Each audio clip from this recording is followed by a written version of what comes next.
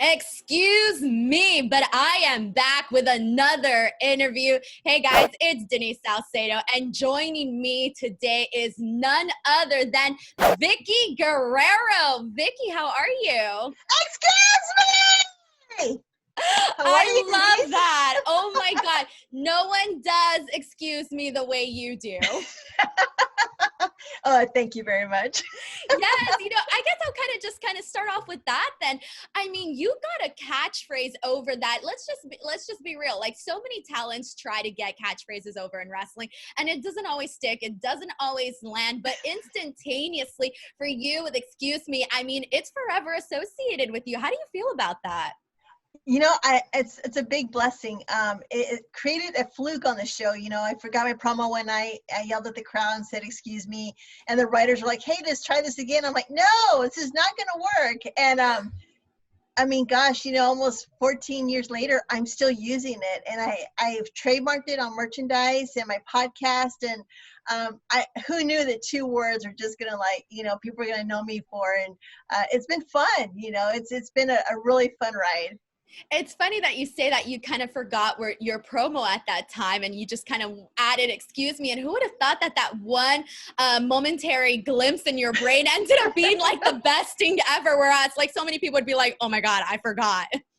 Yeah, it's kind of funny. I walk through grocery stores and someone will yell "excuse me" like 2 aisles down, and then I try and run and find them because I want to see who it is. But it's really funny because the fans kind of use that to make fun of me or to yell at me or to just get my attention. I love it. I welcome it all. So it's been fun to use. I was going to ask you if because obviously "excuse me" is something that we all say every day. Do you ever feel awkward when you're genuinely just saying like to somebody like, "Oh, excuse me," like, just casually? Yeah, actually, remember, I can't yell at everybody that I see.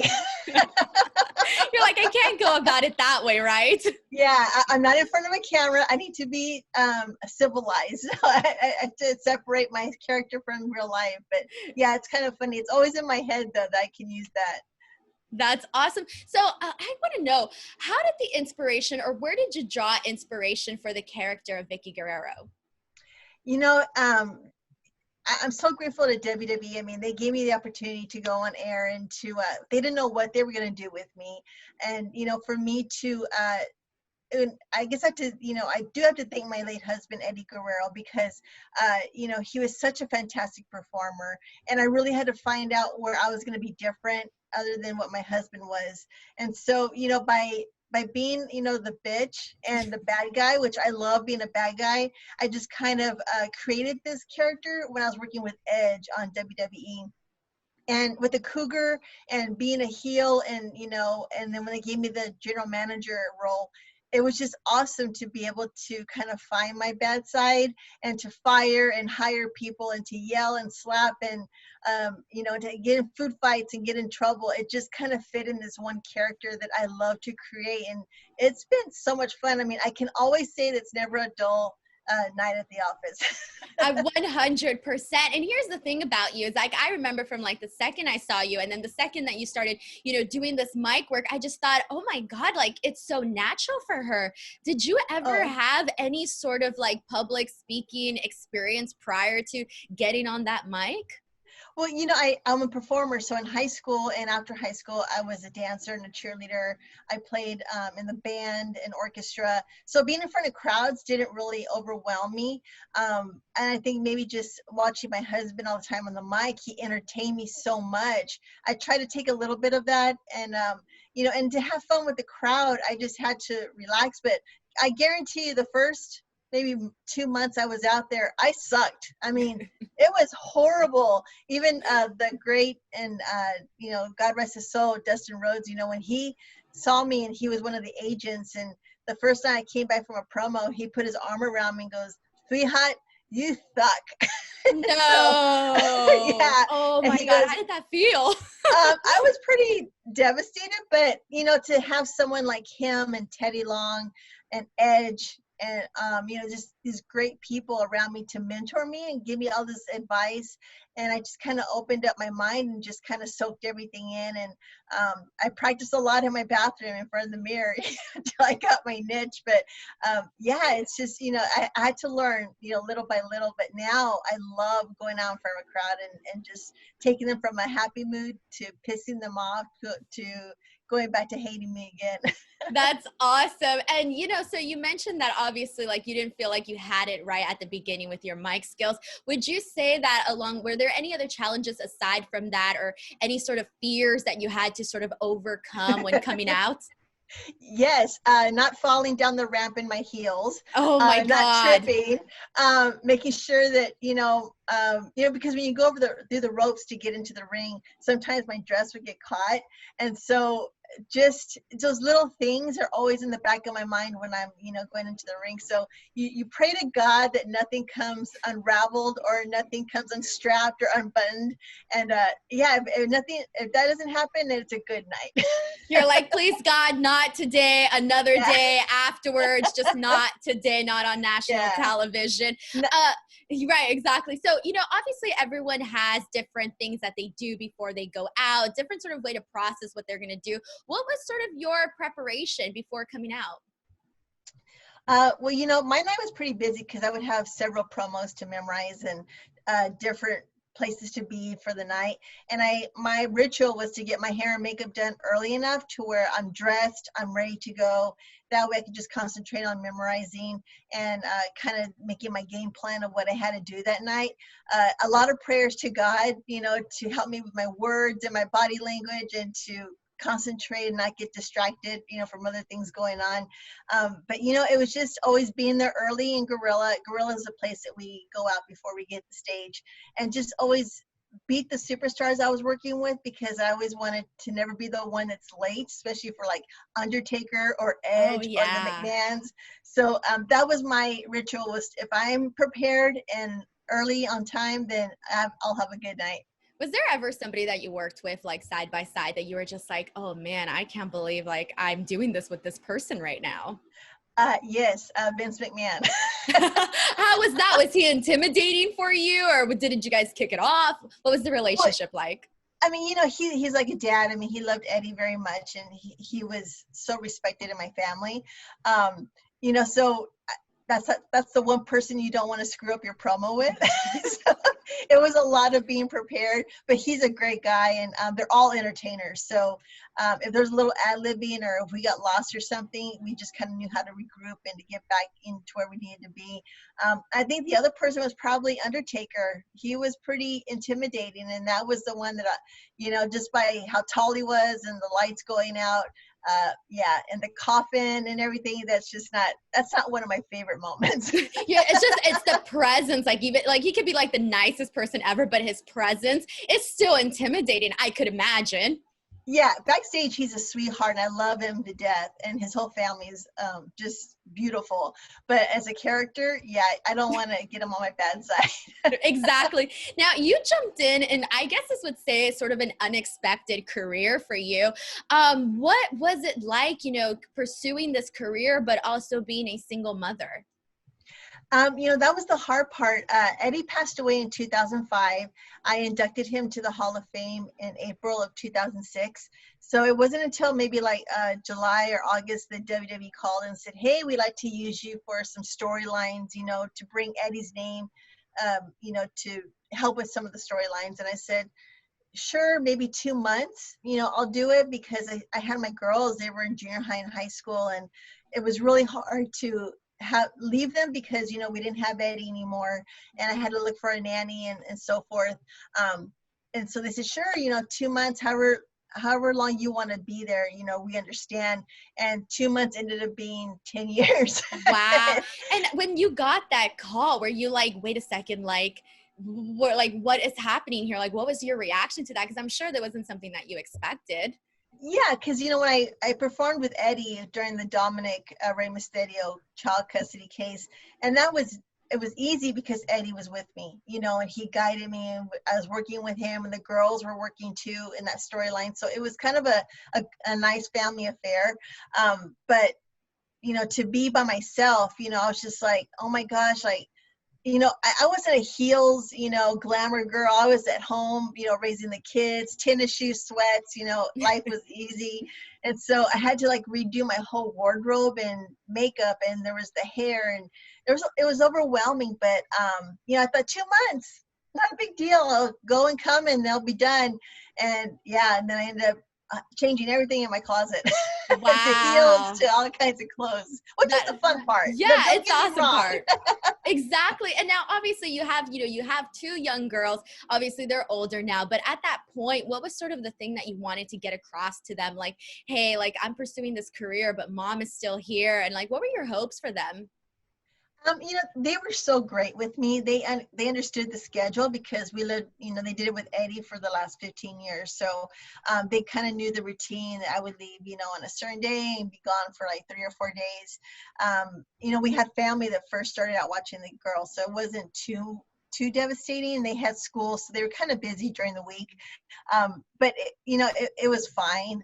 It's hard because I did miss a lot of high school and junior high memories and school functions, and they were cheerleaders and dancers too. So that part was really hard because I love to be there for everything, and I did miss some stuff. And so that was the hard part of the industry is, you had to sacrifice being away. But they were great. My nanny and family would videotape so I could, see it when I got home. But it's not the same though. Yeah. That's the hard That's part. that's awesome though. At least like I feel like I see it as like, man, like seeing like your mom like go out there and just like kill it. I could only imagine like how exciting that must have been for them. So now obviously there was a point where you left wrestling, but then you came back. Did you ever think that that would happen, that you would return? No, I really wanted to be home for the girls. I was gone for three months, and I really loved, I think the first month and a half, I was like, yes, I'm back home. I clean my house. I can see my girls every day. And then, it's that adrenaline rush that I missed, and being in the ring, and the routine, you leave on a Sunday, you come home on Wednesday, and then you do house shows, you're gone all weekend. And I had, that was my second family on the road. So to remember those moments, you miss it. And so I called, my agent Johnny and said, hey, I kind of miss being there. And he's like, well, come on back, kid, and then I never stopped, I just kept on going. So yeah, you can take the woman out of the ring, but you can't take the ring out of the woman. Exactly. Well said. And I guess that's the perfect segue into, you are a very busy woman. And most recently, we're seeing you on AEW television. How did the relationship between you and AEW develop? I wasn't working with WWE probably for 3 years. So when I went to AEW, just to, I was at a business meeting in Dallas. Brandi Rhodes texted me and said, hey, you want to do some commentary tonight? You're in Dallas, right? And I'm like, yeah. And I went because I've always been watching the show, and I was a big fan of their product.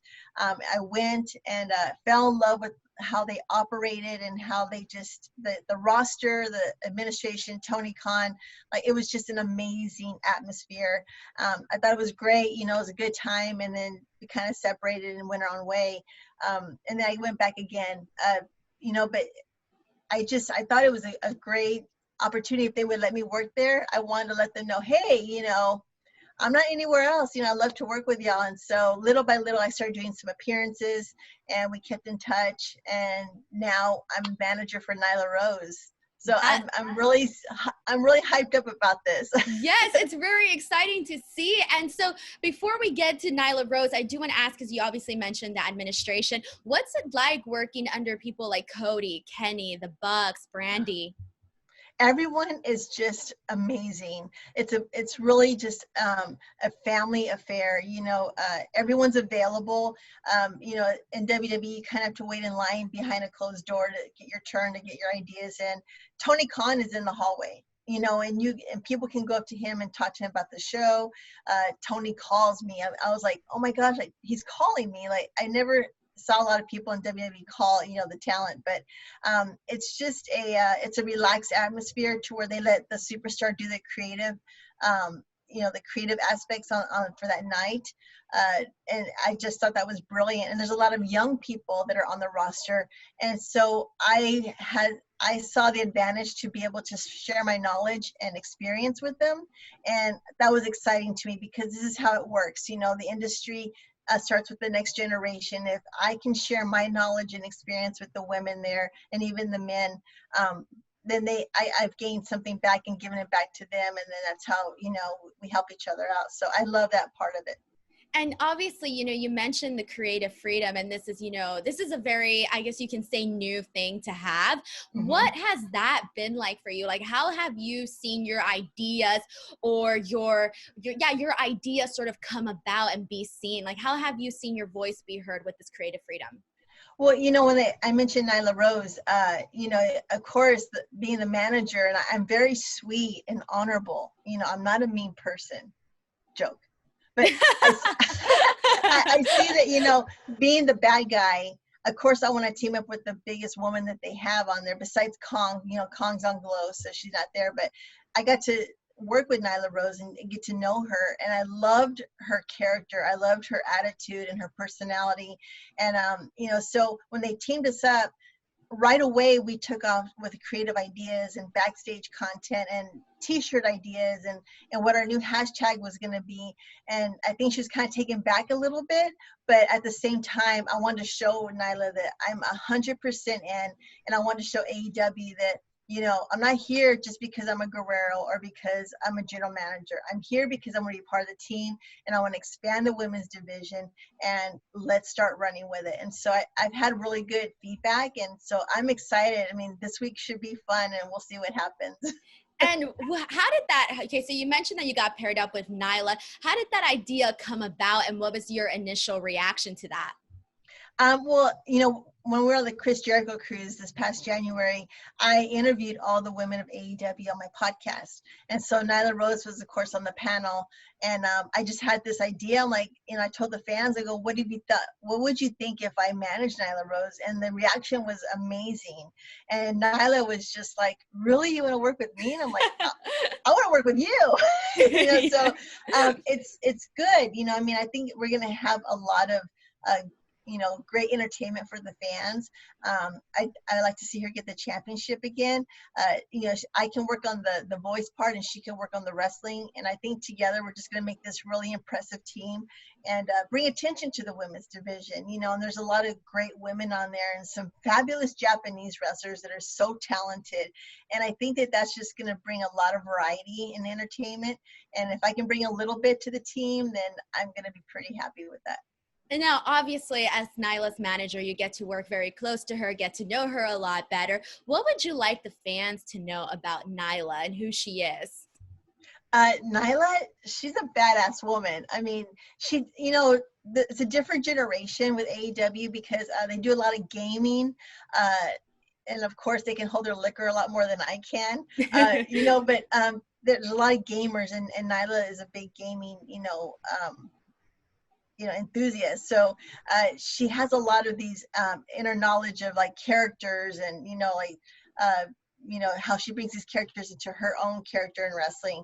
So I think with her expertise in that, and with me trying to get the fans to engulf, you know, our whole tag team idea, I think we're going to be able to complement each other in so many ways. Of just my idea is being the older, you know, generation, and then she's the newer one. So I think it's going to bring a lot of variety for us. I think that the idea of having you guys paired up, I think the part of what makes it so interesting is that it's sort of unexpected. I guess if you're about to like visually pair people up, maybe you wouldn't have thought Vickie and Nyla, but now seeing it together, it's like that thing that you didn't know that you really wanted to see. So that's really awesome. What would you like to see AEW do with the women's division? You know, I like them to have a bigger belt. You know, Nice. I think that would be I'd be so neat to have, and also different, you know, titles like the women's tag team title. I think that'd be great. You know, so I want to see just more attention to them, more opportunities, and you know, I think this is just a great start. AEW is only a year old, you know, a year and a half. So they're in a good place right now. And what they've done so far has attracted me. And I'm a fan first. And so to be part of this team, you know, any ideas I can have and anything that I can add to it is going to, I'm honored. I really am, and grateful. What would you say are some of the things that you would like to see incorporated in AEW, while also sort of highlighting some of the things that you think that they're doing that you just like really love, like from the television perspective, like what the fans are seeing? Well, I think right now with them being on TNT is a great exposure, for the product. They're coming out with their doll line, which is another, great thing for the fans to enjoy. Of course, there's video games, and I love to see like a women's, calendar come out too. Oh yeah, that'd be good. Anything that's good for the women. I would love to have them be sponsored by a clothing line, that would be represented just for the women. So, and they have AEW heels already that Brandi Rhodes started, which is amazing. I can't wait to get on the next call with them. So there's a lot of things that are focused just for the women. I think that's so important because the women's evolution has just been brought in so many directions that AEW is going to be really close to picking up their own style and their own outlets to expose the women. I love that. And like all across wrestling, like some of the major storylines or some of the people that are really being talked about right now, it is the women. So I just really feel like people are responding and they want more. So like whatever people thought of women's wrestling before, you're definitely seeing that shift in all of that now. So now, Vickie, obviously you're a very busy woman. You're doing AEW. You also have your podcast. You're always working on something new, but focusing on the podcast, what has that been like? And who are some of your favorite guests that you've had? Oh gosh. Well, the podcast is neat because I get to meet different people that I wouldn't have met, on a regular basis, especially with COVID. This is a perfect time to get people at home when they're not traveling. So you can detail a date with them, like, come on, I know you're home. What time do you want to do this interview? Let's do it. Midnight. I'm here for you. Don't matter. Yeah, I don't have to get up early for nothing. Neither do you. Exactly. But the podcast is such a great way for me to highlight that superstar for that 1 hour, 30 minutes to 1 hour. It's all about them. And I think that's so important for me to have the tools and the resources to make that person shine and to have a good time. If it's a wrestling superstar, I try not to do too much of the wrestling because there's so much more to the individual, like hobbies and family and how they deal with, cyberbullying and body issues. I think that is so important to make awareness that even though they're celebrities, they still have the same struggles as your neighbor next door. And so, but I love to talk. I love to learn and research people, and also, stump them on funny questions or whatnot. So it's kind of a fun time. Let them relax and just be who they want to be, and no pressure. And I can talk, so it's a win-win situation. You're like, it's no problem. You give me a conversation topic, I'll hit it off, and we'll talk about anything. That's really, really great. I love that because that's I think the best part of you. If like when I go in and I listen to someone's podcast, I love to hear people that have a lot to say, and it's just like really, really fun. So now, obviously I mentioned all the things that you're doing already, but what are some of the things that, whether it's in wrestling or not in wrestling, that are still on your career bucket list, or maybe not even just on your career bucket list, but like your bucket list in general, that are still some of your goals? Let's see, like my bucket list, I learned how to skydive, and I went to a Janet Jackson concert. So those are the two big things on my bucket list. But the next thing on my bucket list is to be in a commercial or a movie. I'm Awesome. taking some acting. I would love to expand my experience from the camera, to something a little more complex. So that would be something that's a lot of fun. I do a lot of hobbies. I'm into jigsaw puzzles. Me and my daughter, I don't know if you see my Instagram, but since COVID, we've been working on these 1,500 to 2,000 piece puzzles. And Incredible. It's a great way for us to just kind of sit and talk and, and do the puzzle at the same time. I cut glass from wine bottles and plant succulent gardens. So I'm always into something. I scrapbook, I do crafts. So I'm always like doing something. I've kind of overtaken my house with different craft rooms, and my husband's like, this is supposed to be my house too. And I have a garage, which he doesn't even have the garage anymore because it's all of my stuff in there. Well, I think I have an idea for you. Like we can be seeing like Vickie YouTube DIY or something at this point. I mean, I'm sure a lot of people would like to know how to do like the plant stuff and all of the things that you just mentioned. So there you go. Just an idea in case you're looking for a new venture. Absolutely. Yeah. Awesome. I love that. All right. So speaking of funny questions and all of that, it is now time for our portion of the interview, which I call the lightning round. And this is just a fun way for your fans to get to know you a little bit more. So are you ready? Are you guys ready for lightning round with Vickie Guerrero? Let's do this. Question number 1. What is your favorite dish to cook? Lasagna. Lasagna. I love that. Question number 2. Favorite city to travel to? Oh, Las Vegas. Question number 3. What kind of music can we find you singing along to while you're driving? Country. Question number 4. Funniest things that your dogs do? They sniff each other's. You can say it. You can say it. They sniff each other's twats. Twats. I like that word. All right. Question number 5. What's the hardest class you took while in school? Oh, by far, calculus. Oh my God, math. Oh God, it's horrible. Math. I was on YouTube tutoring all the time. Oh, I feel you on that one. I cried on my math final, so I feel you. Question number 6. What were you thinking moments before you jumped out of a plane to do some skydiving? Am I gonna make it? My shoes open. Oh my God, you're so brave. You're so brave. Question number 7. Favorite dessert? Oh, apple cobbler. Nice. Question number 8. Best concert you've ever attended? Oh gosh, it'd have to be the Eagles. Nice. Question number 9. Favorite store to shop at? Oh, Hobby Lobby.